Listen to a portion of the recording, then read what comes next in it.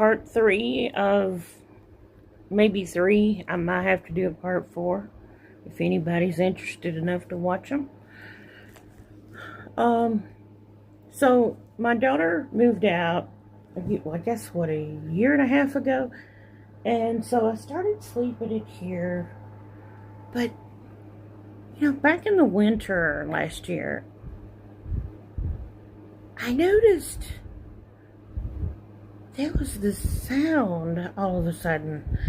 And you know what I thought it was? Somebody had gotten a dog and were hiding it because they didn't want to pay the pet deposit. And I had heard a tell about somebody that had a white lab and they were having to get rid of it.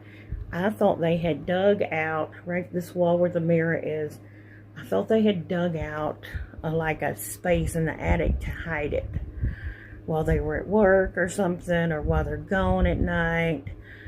And I kept thinking, I don't know how they don't get it to bark. I knew it was big, like over 100 pounds, way big. I was like, that's a big old dog to be hiding in the walls. But I didn't want to say anything because I knew they were good to the dog, and I knew I hadn't seen the dog.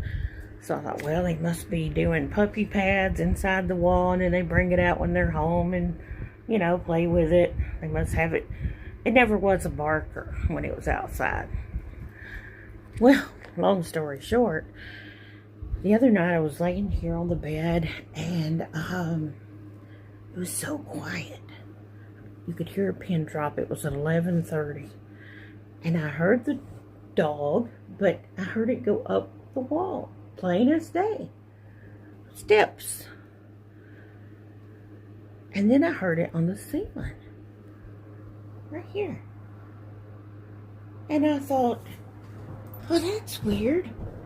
And then I heard it up there moving I said, no, that's a man. That's not a dog.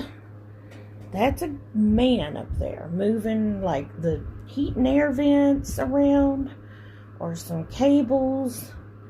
It sounded like my dad when he was alive, up there doing work, up in the attic. And when he would hear me, that I would hear him, and I'd stop my phone or something, turn off the sound, I'd get real quiet. He'd stop and freeze. And if I'd pretend to get busy and walk around, turn my phone on, he'd get busy again doing his work. And then same thing would happen.